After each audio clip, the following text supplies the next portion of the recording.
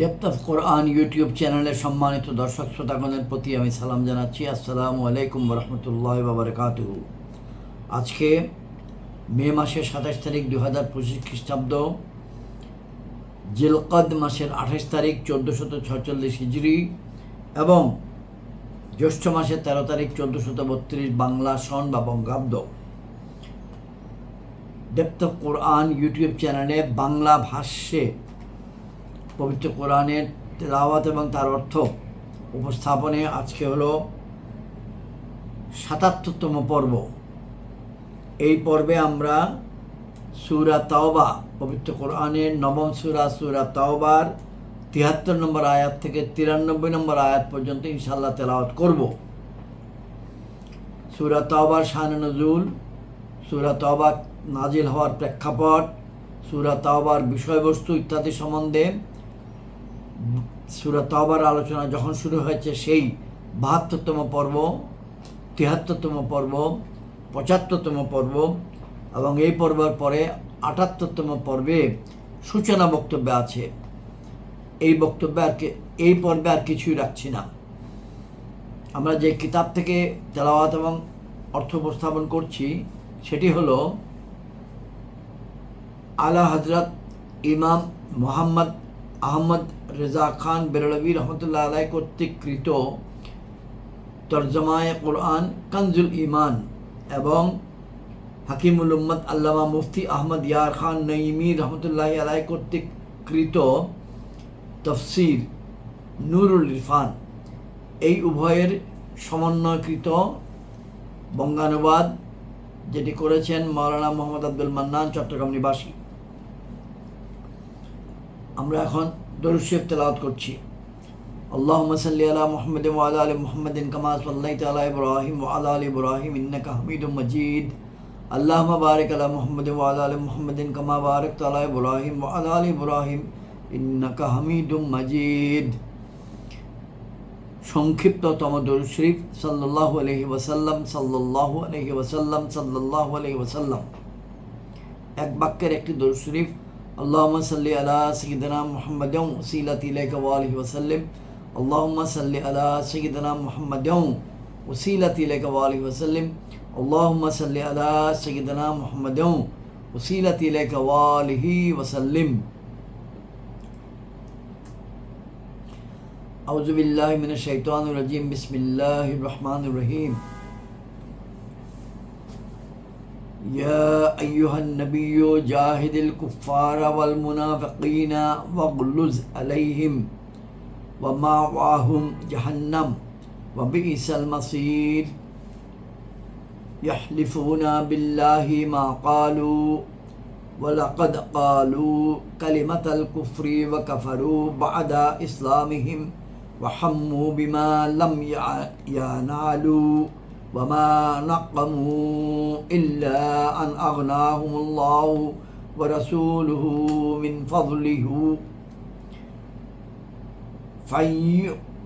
فإن يتوبوا يكن خيرا لهم وإن يتولوا يعذبهم الله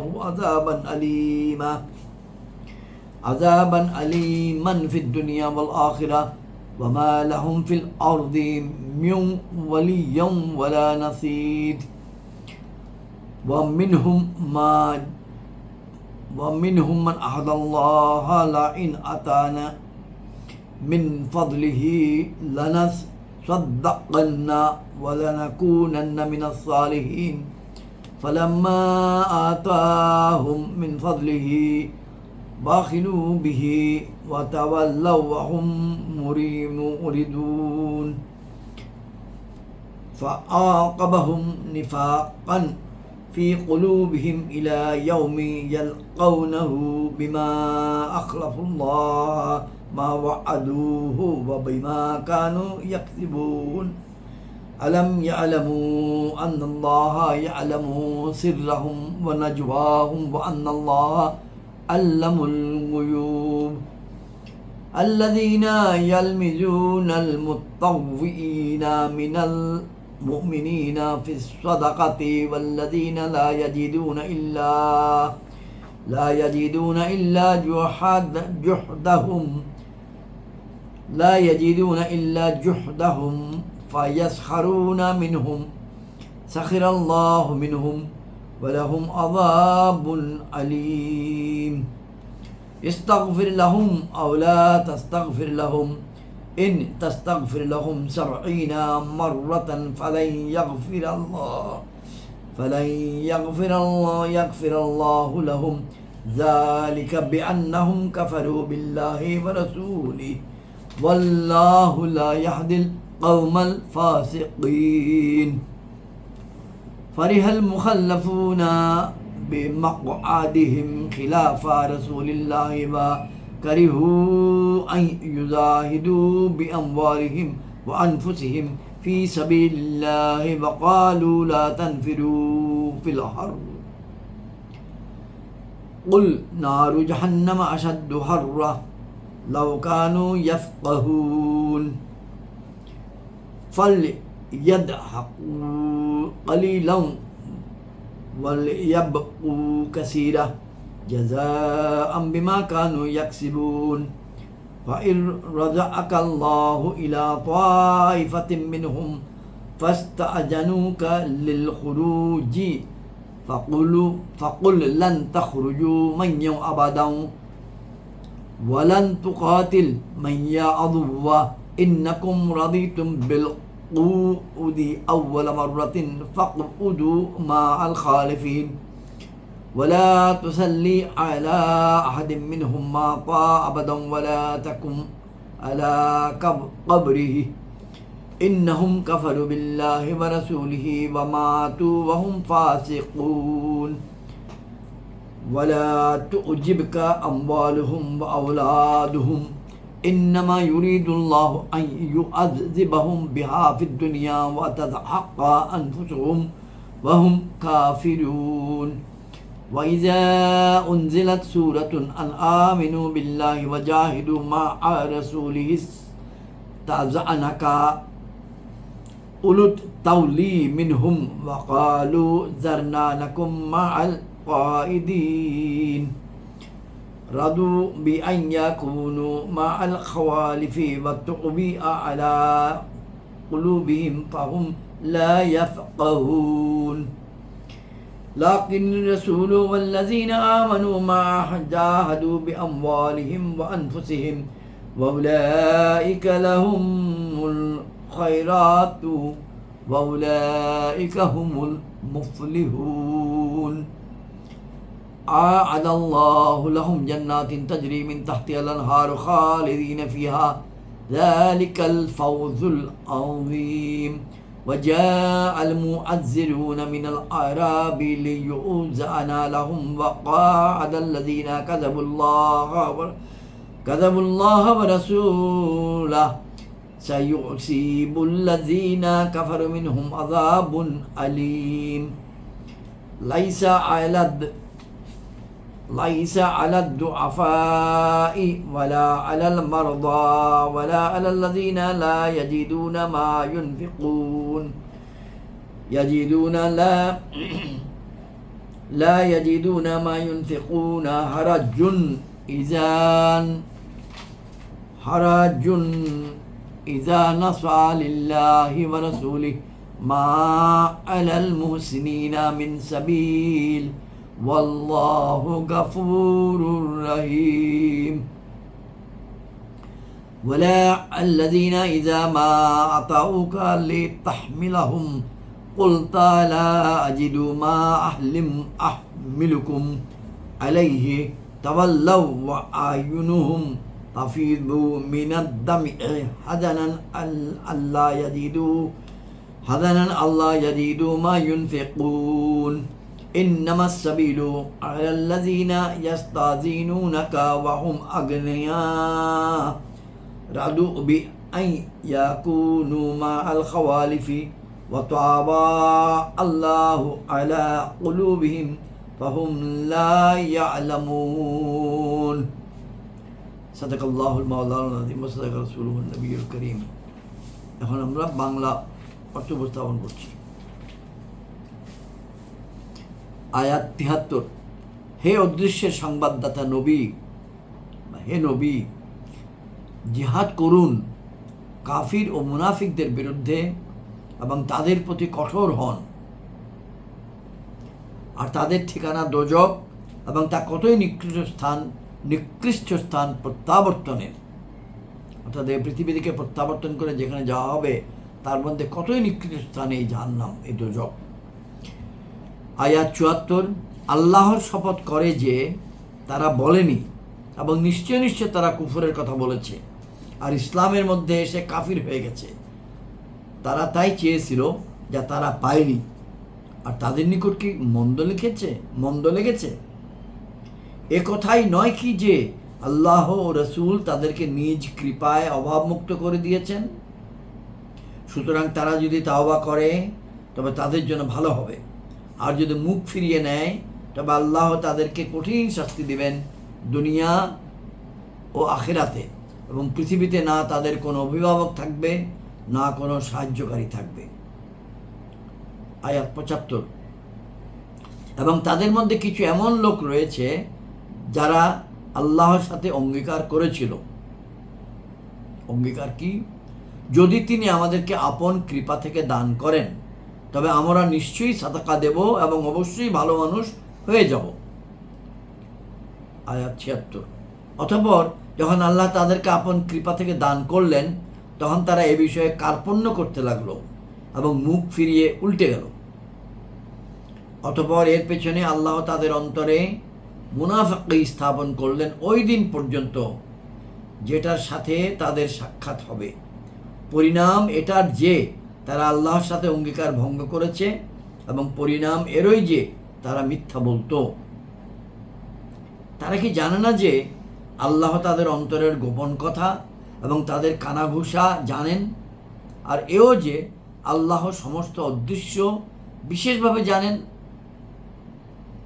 আয়াত ৭৯, ওই সব লোক যারা দোষারোপ করে ওই সব মুসলমানকে যারা স্বতঃস্ফূর্তভাবে সাদাকা দেয়, এবং তাদেরকেও যারা কিছুই পায় না কিন্তু নিজ পরিশ্রম দ্বারা, অথবা তারা তাদেরকে বিদ্রুপ করে। অর্থাৎ ওই সব লোক যারা দোষারোপ করে ওই সব মুসলমানকে যারা স্বতঃস্ফূর্তভাবে সাদকা দেয়, এবং আবার এদেরকেও দোষারোপ করে যারা নিজেদের পরিশ্রমের দ্বারা কিছু উপার্জন করে, তাদেরকেও বিদ্রুপ করে। আল্লাহ ওই বিদ্রুপকারীদের বিদ্রুপের শাস্তি প্রদান করবেন এবং তাদের জন্য রয়েছে বেদনাদায়ক শাস্তি। আয়াত ৮০, আপনি তাদের জন্য ক্ষমা প্রার্থনা করুন কিংবা নাই করুন, যদি আপনি তাদের জন্য ৭০ বার ক্ষমা প্রার্থনা করেন তবুও আল্লাহ তাদেরকে কখনো ক্ষমা করবেন না। এটা এজন্য যে তারা আল্লাহ তার রসুলকে অস্বীকার করেছে, অর্থাৎ কাফের, এবং আল্লাহ ফাসিকদেরকে সৎপথ প্রদান করেন না। কাফিরদের প্রসঙ্গে আল্লাহ রাব্বুল আলামিন নিষেধ করেছেন যে আপনি তাদের জন্য ক্ষমা প্রার্থনা করবেন না। উপমা স্বরূপ বলেছেন ৭০ বারও যদি করেন, ৭০ ফিগারটা উপমা। আয়াত ৮১, যারা পশ্চাতে রয়ে গেল অর্থাৎ জিহাদে যায় নাই, তারা এই কথার উপর খুশি হলো যে তারা রসুলের পশ্চাতে বসে আছে, এবং তাদের নিকট এ কথা পছন্দ হলো না যে তারা নিজ সম্পদ জীবন দিয়ে আল্লাহর পথে জিহাদ করবে, এবং বলল এই গরমের মধ্যে অভিযানে বের হয়েও না। আপনি বলুন জাহান্নামের আগুন সর্বাপেক্ষা বেশি গরম, যে কোনো প্রকারে তাদের বুঝে আসত। আয়াত ৮২, সুতরাং তাদের উচিত যেন অল্প হাসে এবং প্রচুর কাঁদে, ফলস্বরূপ সেটারই যা তারা উপার্জন করত। আয়াত ৮৩, অতঃপর হে মাহবুব, যদি আল্লাহ আপনাকে তাদের মধ্য থেকে কোনো দলের দিকে ফেরত নিয়ে যান এবং তারা আপনার নিকট জিহাদে বের হবার অনুমতি প্রার্থনা করে, তবে আপনি বলে দিন তোমরা কখনো আমার সাথে বের হবে না এবং কখনো আমার সঙ্গে কোনো শত্রুর বিরুদ্ধে যুদ্ধ করবে না। তোমরা প্রথমবার বসে থাকাই পছন্দ করেছো, সুতরাং বসে থাকো তাদেরই সাথে যারা পেছনে বসে থাকে। তাবুকের যুদ্ধের ঘটনা, তারা জিহাদে যায়নি, তারা মনে মনে ভাবছে যে রাসূলুল্লাহ সাল্লাল্লাহু আলাইহি ওয়াসাল্লাম এবং বাহিনী ফেরত আসলে যায়া বলবে, আবদার করবে যে আমরা আপনার সঙ্গে আরেকবার যাব।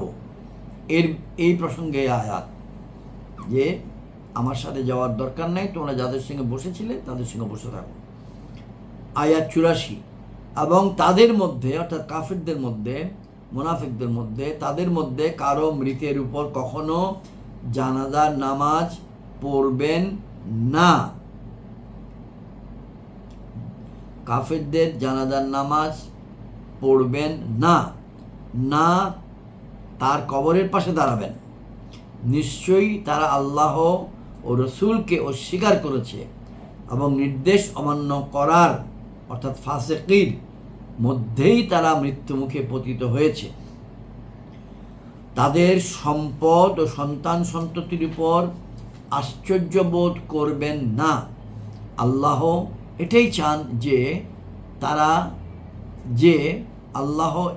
চান যে তা দ্বারা তাদেরকে পৃথিবীতে শাস্তি দেবেন এবং কুফরের উপরই তাদের শেষ নিঃশ্বাস বের হয়ে যাক। আয়াত 86।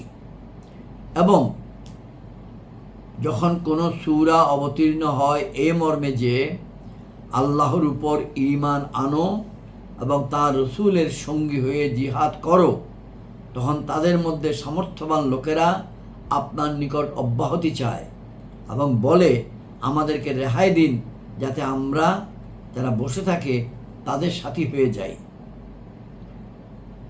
তাদের পছন্দ হলো যে পেছনে যেসব নারী রয়ে গেছে তাদেরই সাথী হয়ে যাবে এবং তাদের অন্তরের উপর মোহর চেপে দেওয়া হয়েছে, সুতরাং তারা কিছুই বোঝে না। কিন্তু রসুল এবং যারা তার সঙ্গে ঈমান এনেছে তারা নিজ সম্পদ ও জীবন দ্বারা জিহাদ করেছে এবং তাদের জন্য বহু কল্যাণ রয়েছে, আর এরাই লক্ষ্যস্থলে পৌঁছেছে।